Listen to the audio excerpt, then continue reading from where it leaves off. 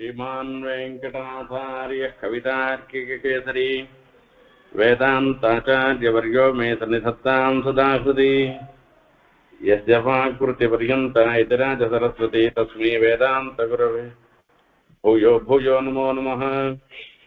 विशुद्धविज्ञानघनस्वरूपं विज्ञानविश्राणनबद्धदीष्टं दयानिधिं देहभृतां शरण्यं देवं हयग्रीवमहं प्रपद्ये। श्रीवत्सचिह्नमिश्रेभ्यः नमोक्तिमधीमहे यदुक्तयस्त्रयी कण्ठे यान्ति मङ्गलसूत्रताम्।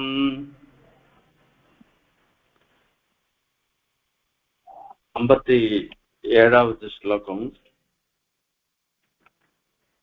सौन्दर्यामृतसारपूर परिवाहावर्तगर्तायितम् यातः किंच विरिंचि संभवन भूम्यम्भोज संभूतिभूः नाभिः शुम्भति कुम्भिकुम्भनिभ निर्भातस्तनस्वर्वधू सम्भुक्तद्रुमषण्डशैलवसतेरारूढलक्ष्म्या हरेः।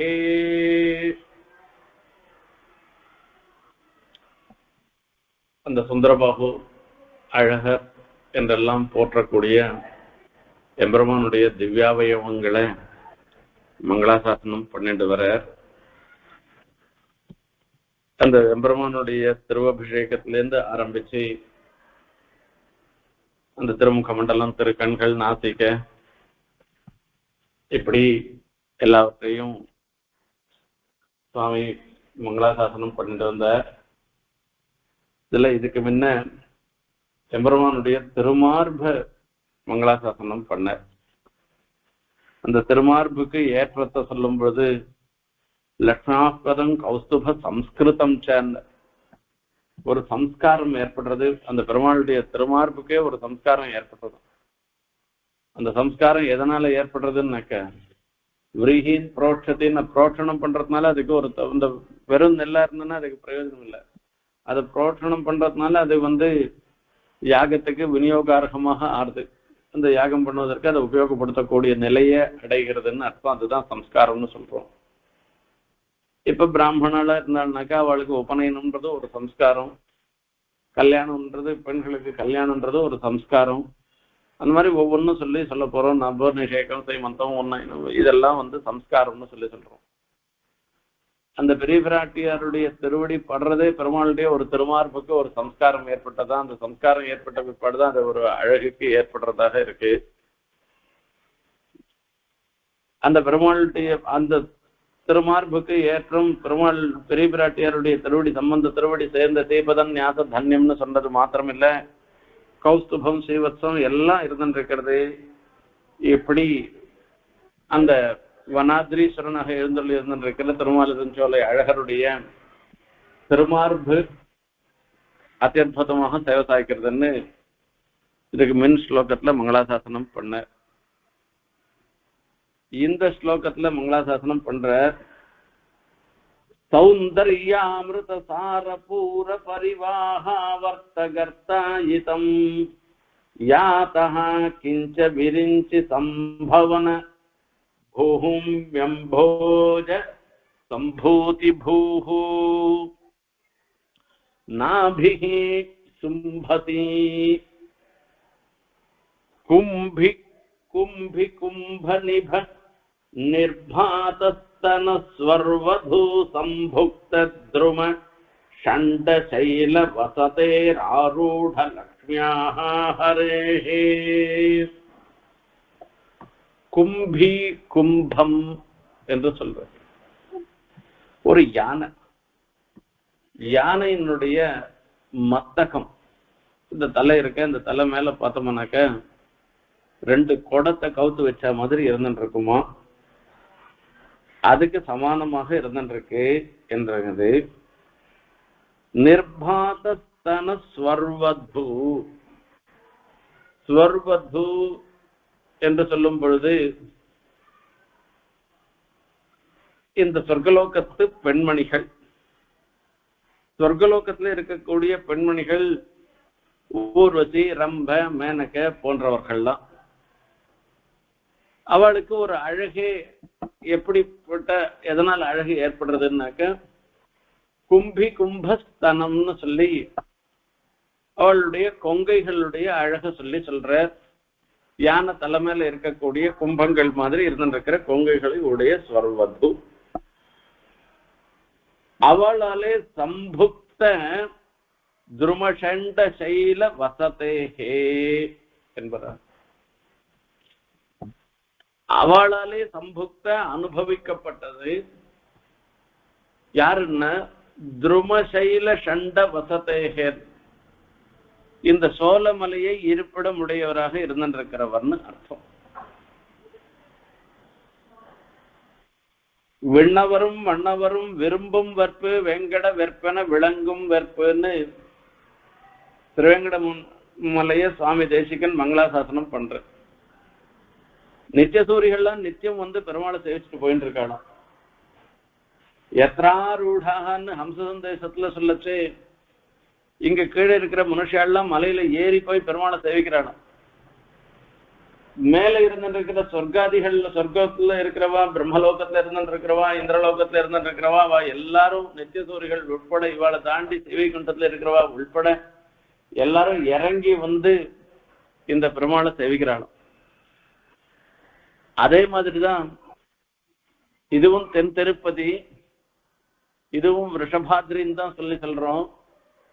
இந்த திருமாலிரும் சோலை மலையில எழுந்தருள் இருக்கிற எம்பெருமான், இந்த எம்பெருமான இப்படி ஸ்வர்வதுக்கள் மிக அழகியவர்களாக இருந்திருக்கிற ஊர்வசி, அப்சரசு, ஊர்வசி, மேனக, ரம்ப போன்றவர்கள்லாம் அந்த எம்பெருமானுடைய வடி வழகுல ஈடுபட்டு அவளை அந்த எம்பெருமானை சேவிச்சுட்டு இருக்காளாம்.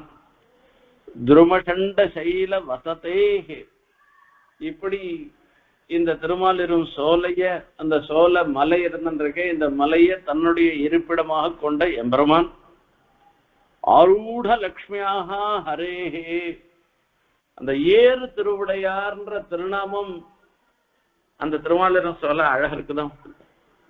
அதை சொல்லி அடிக்கடி அடிக்கடி ஆழ்வார் சாதிச்சு அந்த இதை வச்சு ஏறு திருவுடையார்ன்றத வச்சேதான் ஆழ்வானும் அந்த அங்கங்க அந்த சப்த பிரயோகம்லாம் பண்றார். ஆரூட லக்ஷ்மியாகான்னு அந்த ஏறு திருவுடையாராக இருந்திருக்கிற எம்பெருமான் அந்த அழகருடைய திருநாபி ஹரேஹே நாபி, அந்த அழகருடைய நாபி எப்படி இருந்திருக்குன்னு சொல்ற. அதெல்லாம் சொல்லச்சே ரொம்ப அற்புதமான ஒரு விஷயத்தை சொல்ற. சௌந்தர்யாமிருத சார பூர பரிவாகாவர்த்த கர்த்தாயிதம், அந்த எம்பெருமானுடைய திருமேனி எப்படி இருக்குன்னாக்க ஒரு அழகு வெள்ளம் இட்ட மாதிரி இருந்துட்டு இருக்கான். பார்த்தாலும் வெள்ளம், அந்த பெரிய வெள்ளம், அந்த வெள்ளத்துல வரைச்சே அந்த நடுவுல ஒரு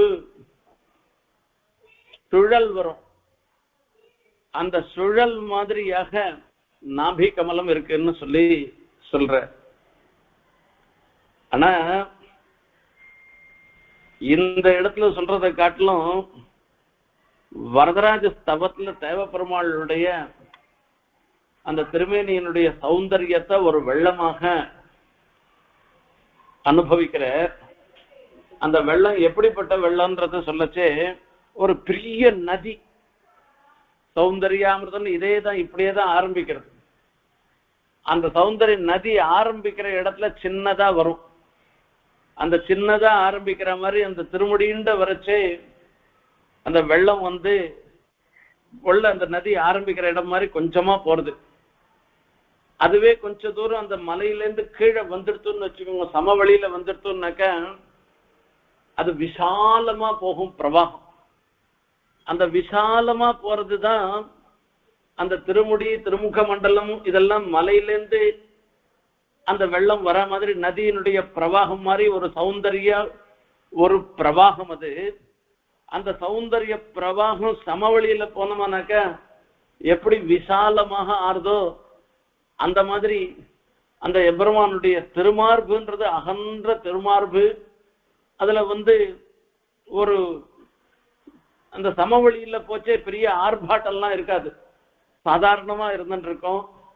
அப்படிப்பட்ட அந்த வெள்ளம், அந்த சௌந்தரியமாகிற ஒரு வெள்ளம், திருமார்பாகிற ஒரு வெள்ளம் அந்த அந்த இடத்துல பரவி மறுபடியும் பின்னாடி ஒரு 2 மலை வந்தது. அந்த மலை நடுவுல இது பூந்துக்கணும். அந்த மலை நடுவுல பூர்றதா இருந்துன்னாக்கா இப்ப அகலமா வரக்கூடிய ஒரு வெள்ளம் அந்த நடுவுல மலை தடப்பட்டு அந்த 2 மலைக்கு நடுவுல உள்ள போகச்சே அப்ப என்ன ஆகும்னா அந்த ஜலம் எதிர்த்து வரும். எதிர்த்து வந்ததுன்னாக்கா ஒரு சுழி வரும். அந்த சுழிதான் நாபி கமலம். ஏன் அந்த மலை எதுவா இருக்குன்னு கேட்டோம்னா பின்னாடி வரக்கூடிய எம்பெருமானுடைய ஒரு இந்த மத்தியம பாகத்துக்கு நாபி கமலத்துக்கு கீழே இருக்கிற பாகங்கள்லாம் ஒரு விஸ்தாரமான பாகம், ஜெகன புலின்னு சொல்லச்சே இது விஸ்தாரமா பாகமாக இருக்கிறபடினால இது எதிர்த்து வருது. இவ்வளவு அகலமா இருக்கிறது திடீர்னு குறுகிறதுனால அந்த இடை வேற சின்னதாக இருந்துன்னு இருக்கிறதுனால அது குறுகினதுனால ஒரு சுழல் ஏற்படுறது. அந்த சுழல் தான் நாபி. அதுக்கப்புறமா என்ன ஆகுதுன்னா அந்த மலையை தாண்டி அனண்ட போயிட்டாக்க அப்ப என்ன ஆகும்னா மறுபடியும் சமவெளியில பிரவேசம் வருது. அந்த அனண்ட போகச்சே பிரவாகம் பண்ணச்சே இந்த நதி ஏற்கனவே இருக்க மாதிரி ஒன்னா போகணும்னு அவசியம் இல்லை, 2 3 கூட பிரிஞ்சு கூட போகலாம். அப்ப பாததேசம்னு சொல்லி அந்த திருவடி ரூபமாக 2ஆ பிரியறதுன்னு அந்த எம்பெருமானுடைய திருமேனியே அழகு வெள்ளம் விட்டா மாதிரி இருந்துருக்குன்னு வரதராஜ ஸ்தவத்துல இதே ஆழ்வான் மங்களாசாசனம் பண்ற. அதனுடைய சுருக்கம் தான் இந்த இடத்துல சொல்ற. துருமஷண்ட சைல வசதேஹே நாபிஹி சும்பதி கும்பி கும்ப நிப நிர்பாதஸ்தன ஸ்வர்வது சம்புக்த துருமஷண்ட சைல வசதேஹே ஆரூಢ லக்ஷ்மியா ஹரேஹே சௌந்தர்யாமிருத சாரபூர பரிவாஹாவர்த்தகர்த்தாயிதம். அப்படிப்பட்ட திருமாலின் சோலை அழகருடைய சௌந்தரியமாகிற ஒரு அழகு வெள்ளம். அந்த அழகு வெள்ளத்தின் மேல ஒரு பெருக்கால உண்டானதாக இருக்கக்கூடிய ஆவர்த்தம். ஆவர்த்தம்னா ஒரு சுழல். இது பெரிய மழை. நம்ம பெரிய பிரவாகங்களை பார்த்தோம்னா அந்த பிரவாகங்கள் நடுவுல அந்த சுழல் வரத்துக்கு எத்தனையோ காரணங்கள் இருக்கும். அந்த காரணங்கள் என்னன்னு கேட்டோம்னா சில சமயங்கள்ல பார்த்தோம்னா அந்த பின்னாடி ஒரு தடங்கள் இருக்கலாம். அந்த தடங்கள்னால இந்த சுழல் ஏற்படலாம். அதுவா மேடு பள்ளமா இருக்கலாம். அந்த மேட்டுல இருந்து பள்ளத்துல இறங்குறதோ அந்த பள்ளத்துல இருந்து மேடுல போறதோ வரைச்சே அந்த சுழல்ன்றது ஏற்படலாம். இந்த பிரவாகத்துல சுழல் ஏற்படுவதற்கு எத்தனையோ காரணங்கள் உள்ளன. வெறுமையே பார்த்தோம்னா கூட சில சமயங்கள்ல ஏதோ சில காரணங்கள்னால அங்கங்க சுழலும் தம்படும். அந்த கீழே பூமியில இருக்கச்சே லூஸ் சாயிலா இருந்துன்னு வச்சுக்கோங்க, அந்த இடத்துலயும் சுழல் வரத்துக்கு அது கீழே அந்த ஜலம்லாம் அந்த பிரவாகத்துல இருக்கிற ஜலத்தினுடைய ஏகதேசம் கீழே போறது. அந்த கீழே போறதுனால அது தடைப்படுறதுனால அனண்ட போன ஜலம் மறுபடியும் கீழே அது ஒரு சுழலை ஏற்படுத்தும். இதெல்லாம் இப்ப காவேரி மாதிரி இருக்கச்சே அந்த பெரிய ஒரு பிரவாகத்தை பார்த்தோம்னாக்கா அவளுக்கெல்லாம் தெரியும். அந்த அனுபவத்துல வரக்கூடியது.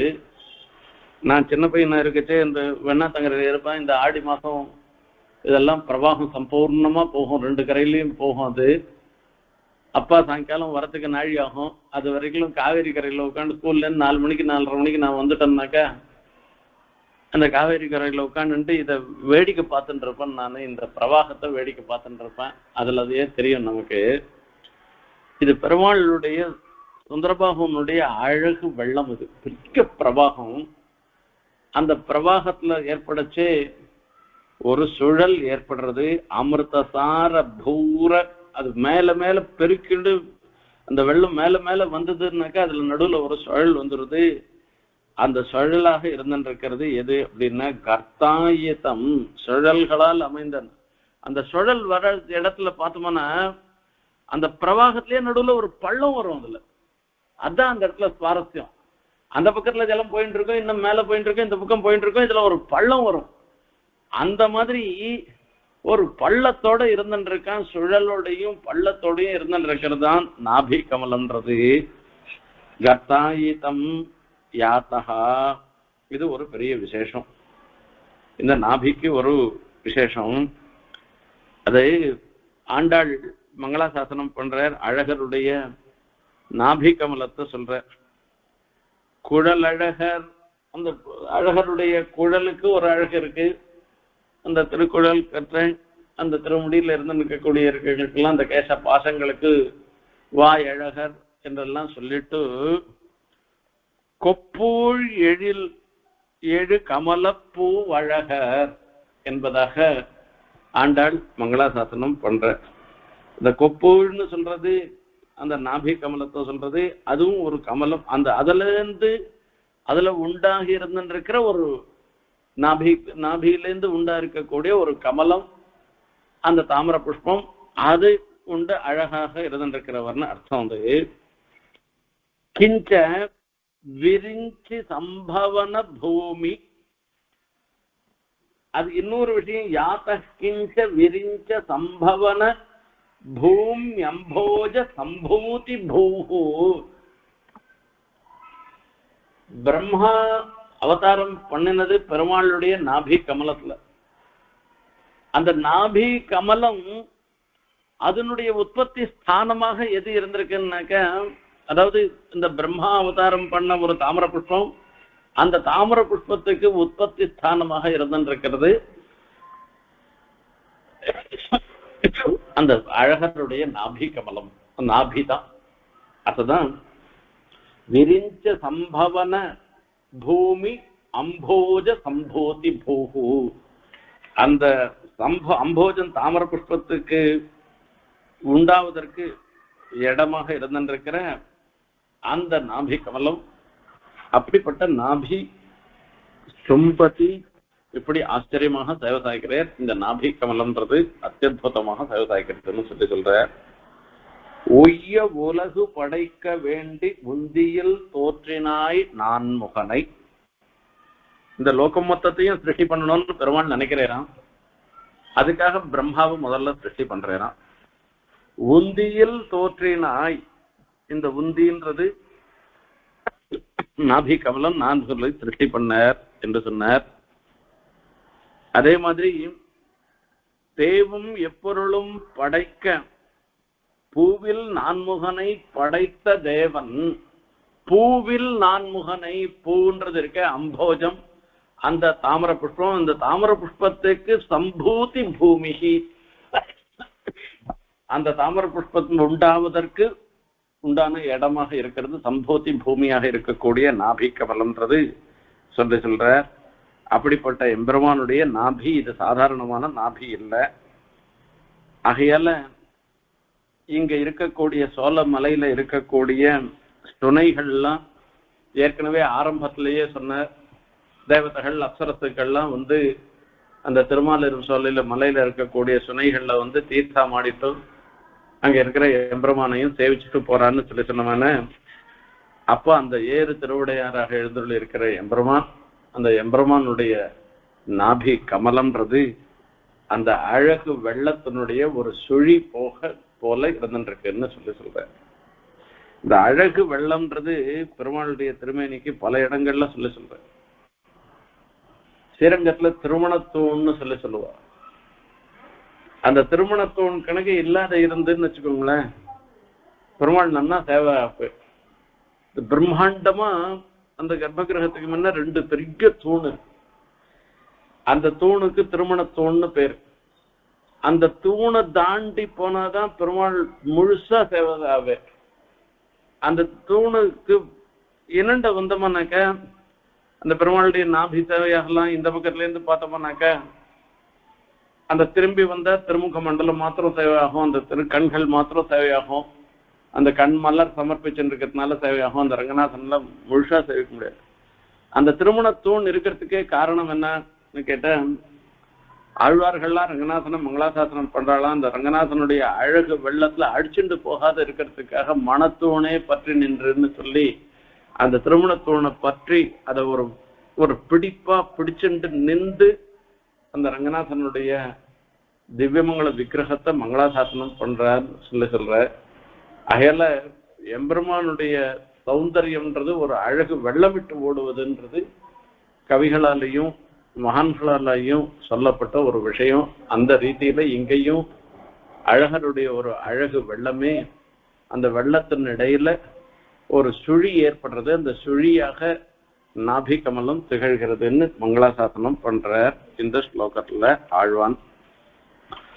சௌந்தர்யாமிருத சாரபூர பரிவாஹா வர்த்தகர்த்தாயிதம் யாதः கிஞ்ச விரிஞ்சி சம்பவன பூம் வ்யம்போஜ சம்பூதி பூः நாபிः சும்பதி கும்பி கும்ப நிப நிர்பாதஸ்தன ஸ்வர்வதூ சம்புக்தத்ருமஷண்டசைலவசதேः ஆரூಢலக்ஷ்ம்யா ஹரேः சுந்தரஸ்ய கில சுந்தரபாஹோः श्रीमहातरुवनाचलभक्तुः हन्त यत्र निवसन्ति जगन्ति प्रापितक्रसिमतस्तनुमध्यम्. இந்த பெருமாளுடைய சுந்தரபாகுனுடைய தனு மத்தியம் சரீரத்தினுடைய இடை, அந்த இடைய மங்களாசாசனம் பண்ற. அடுத்த ஸ்லோகத்துல சுந்தரஸ்ய கில சுந்தரபாஹோஹோ, அதுவும் ஸ்ரீ மகாதரு வனாச்சல பர்த்து சுந்தரஸ்ய சுந்தரபாஹோஹோ யத்ர மத்தியே ஜகந்தி நிவசந்தி தத் அனுமத்தியம் பிராபித கிரசிம அந்த. இப்படி அன்வயம் பண்ணணும் இந்த ஸ்லோகத்துக்கு. இது ஸ்ரீ மகாதரு வனாச்சல பர்த்து, பெரிய மரங்களோடு சேர்ந்து இருக்கக்கூடிய இடம். அது வனாச்சலம், அந்த திருமாலிரம் சோலை. அந்த சோலையோட மாத்திரமில்ல மலையாக இருக்கிறது.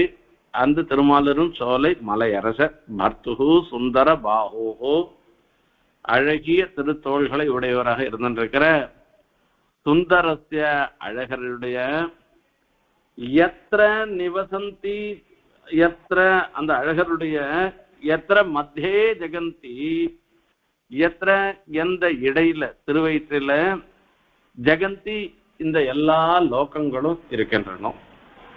எல்லா லோகங்களும் நிவசந்தி, மத்தியே ஜெகந்தி நிவசந்தி தத் அனுமத்தியம் பிராபித கிரசிம ஹந்த. அந்த தனுமத்தியம் அந்த திருமேனியினுடைய இடைப்பகுதியானது பிராபித கிரசிம கிள அப்படின்னா அது இத்தனையும் வச்சுருக்கிறதுனால ஒரு கால் இழைப்பாரினா மாதிரி இருந்துருக்கான். அதுக்காக கொஞ்சம் ஆயாசமா இருக்கிறதுனால கொஞ்சம் ஒல்லியா போயிட்ட மாதிரி இருக்குன்ற மாதிரி சொல்ற. இதுல சொல்ல வேண்டிய விஷயம் என்ன அப்படின்னா, அழகருடைய ஒரு திருமேனி உதரம் இருக்க, அந்த திருவயிற்றுக்குள்ளதான் சகல லோகங்களும் இருந்துருக்கு. இத பெருமாள் கண்ணன் அர்ஜுனனுக்கு உபதேசம் பண்றேன். எல்லாமே இந்த லோகம் முழுக்க என்னுடைய திருமேனிக்குள்ள அடங்கினதுதான் என்று உபதேசம் பண்றேன். உபதேசம் பண்ணச்சே அர்ஜுனன் மேலையும் கீழையும் பாக்குறான். அப்ப என்னையும் என்ன மாதிரிதான் இருந்துருக்க, இப்ப எனக்கு எவ்வளவு ஆக்காரம் இருக்கோ சரீரம் இருந்துருக்கோ அந்த மாதிரிதான் உனக்கும் அந்த திருவேணியும் இருந்துருக்கு. இவ்வளவுண்டு அந்த திருவயிறு உதர பாகத்துல போய் எப்படி லோகம் மொத்தம் அது உள்ள இருக்கும்ன்றத இவர் ஏதோ என்ன சொல்றத ஒரு அதுல ஒரு விசுவாச குறைவோட கீழும் மேலுமா பாக்குறான். அப்ப திவ்யந்ததாமிதே சற்றுகுன்னு, அப்பா இந்த கண்ணோட பார்த்தேன்னா அது தெரியாது. திவ்யந்ததாமிதே சற்றுகு, உனக்கு திவ்யமான ஒரு சற்றுச கொடுக்குறேன்னு நானு என்னுடைய திவ்யமங்கல விக்கிரகத்தை சேவிக்கிறதுக்கு ஏற்றதாக இருக்கக்கூடிய ஒரு கண்ணை நான் கொடுக்குறேன், இப்ப சேவின்னு சொல்றேன். அப்போ அந்த திவ்யமங்கல விக்கிரகத்தை சேவிக்கிறான். சேவிச்சான்னாக்க அது உள்ள எல்லா லோகமும் இருந்துருக்கு. பஷ்யாமி தேவான் ஸ்தவதேகேன்னு சொல்லி உம்முடைய சரீரத்துக்குள்ள அதுவும் அந்த உதரைக்க தேசேன்னு சொல்றேன். அந்த உதரத்துல முழு இடத்துலயும் கூட ஆக்கிரமிச்சுக்கலையா. அதுல ஒரே ஒரு பகுதியில மொத்த லோகமும் அதுல இருக்கிறத பாக்குறோம். பிரம்மா ஸ்வயம்பூன்னு சொல்லி எத்தனை பேர் இருந்துருக்காளோ அத்தனை பேரும் அதுலயே இருக்கிறான். 33 கோடி தேவர்களை பாக்குறான். அத்தல வித்தல சுத்தல பார்த்தாலும்னு எல்லா லோகங்களையும் பாக்குறோம். பூலோகம், புவர்லோகம், சுவர்லோகம்ன்றது மொத்தத்தையும் அந்த பெருமாளுடைய திருமேனியில பாக்குறான். இப்ப இவ்வளவு கிருச்சமாக இருந்திருக்கிற இந்த திருமேனி உள்ள இது மொத்தம் இது திருமேனி உள்ள இருந்துருக்குன்னாக்கா இது எவ்வளவு பெரிய விஷயம். அண்டரண்ட பகிரண்டத்து ஒரு மாநிலம் 7 மால் வரை முற்றுமுண்ட கண்டங்கண்டின்னு மொத்தத்தையும் உண்டதாக இருந்திருக்கு. மஞ்சாடு வரையேழும் கடல்கள் 7 வானகமும் மண்ணகமும் மற்றும் எல்லாம் எஞ்சாமல் அடக்கின்னு சொல்லி ஒண்ணு கூட மீதி இல்லாமல் மொத்தத்தையும் அந்த திருவயிற்றினுடைய அடக்கி இருந்திருக்கிற அளவு அந்த சகல சராச்சரங்களையும் அந்த திருமேனி உள்ள வச்சிருக்கிறான். அப்படி இருக்கிற அந்த எம்பெருமானுடைய திருவயிறு, அந்த இடை, அந்த உண்டது உருக்காட்டே அது இருக்கிறன்னு சொல்லி சொல்ற. சில பேர்லாம் கொஞ்சம் சாதம் சாப்பிட்ட உடனேயே வயிறு தொப்பை ரொம்ப போச்சுன்னு சொல்லிட்டு தொப்பெல்லாம் முன்ன வந்துட்டு இருக்கும். சில பேர் நன்னா சாப்பிடுவா. அவ்வளவு சாட்டும் கூட அவ வயிறை பார்த்தோம்னா சாட்டா மாதிரியே இருக்காது. அது உண்டது ஒரு காட்டாதே இருக்கக்கூடிய வயிறுதாரிகளை போலன்னு சுவாமி தேசிகன் ரகசிய திரைசாரத்துல சாதிக்கிறார். அந்த மாதிரி எம்பெருமானுடைய அந்த திருவயிறு அந்த இடை பகுதி எப்படி இருக்கு அப்படின்னு கேட்டா, இத்தனை லோகத்தையும் உட்பட்டு இருந்துட்டு இருக்கிற. அதனால அப்படி இருக்கிறதுனால அவருடைய திருமேனியில இருக்கக்கூடிய தொப்பை என்ன பெருசா இருக்கா, அப்படியே தானே இருந்துட்டு இருக்கா அப்படின்னா அந்த மாதிரி எதுவும் இல்லையா. அது அப்படியே கிருசமாக இருக்கான்னா, அந்த கிருசமா இருக்கிறதுக்கு காரணம் என்னன்னா பிராபித கிரசிம என்று சொல்ற. அதாவது இத்தனை லோகத்தையும் தன்னுடைய வகைத்துள்ளியே வச்சுருக்கிறதுனால அவருக்கு ஒரு பெரிய ஆயாசத்தினால அது கிருசமாக ஆயிடுத்து. ஒருத்தர் ரொம்ப ரொம்ப வேலை செய்து இழைச்சி போயிடுறான்னு சொல்றாளே, அந்த மாதிரி இவரா நினைக்கிற ஒரு உத்பிரேக்ஷதான். அந்த பெருமாளுடைய இடைப்பகுதி மாத்திரம் இப்படி இழைச்சி இப்படி மெல்லிசா ஆனதுக்கு காரணம் இத்தனை லோகத்தையும் தானே வச்சுட்டு இருக்கிறதுன்ற மாதிரி இருக்கு. ஆகையால இப்படி பிராபித கிரசிம தனு மத்தியம்னு சொல்லச்சு சரீரம், அந்த சரீரத்தினுடைய இடைப்பகுதி மத்தியம பகுதி என்பதாக சொல்ற. இப்படிப்பட்ட ஆச்சரியமான திவ்யமங்கல விக்கிரகத்தோடு இருந்துருக்கிற எம்பெருமான மங்களாசாசனம் பண்ற. இன்றைய தினம் அழகருடைய நாபி கமலத்தையும் அந்த தனுமத்தியம்னு சொல்லக்கூடிய இடைப்பகுதியினுடைய அழகையும் ஆழ்வான் அனுபவித்தவாறு நாமளும் அந்த ஆழ்வானுடைய அனுபவத்தை பார்த்து சந்தோஷப்பட்டோம். அந்த ரீதியில அந்த திவ்யமங்கல விக்கிரக சோபைய ஆழ்வான் அந்த சௌந்தர்யாமிருத்தம்னு சொல்லி அது ஒரு வெள்ள பெருக்காக சொல்றது இருக்காது. அந்த மாதிரியான ஒரு அழகருடைய திவ்யமங்கல விக்கிரக அழகு வெள்ளத்துல நாமளும் மூழ்கி நாமளும் அந்த எம்பெருமான அனுபவிக்கணும். அந்த அனுபவிக்கிற ஒரு பாக்கியத்தை அழகரை தான் ஏற்படுத்தி கொடுக்கணும்னு பிரார்த்தனை பண்ணிட்டு விடைபெறுகிறேன். கவிதா ஸ்ரீகசிம்ஹாய கல்யாண குணசாலினே ஸ்ரீமதே வெங்கடேசாய வேதாந்த குரவே நமஹ.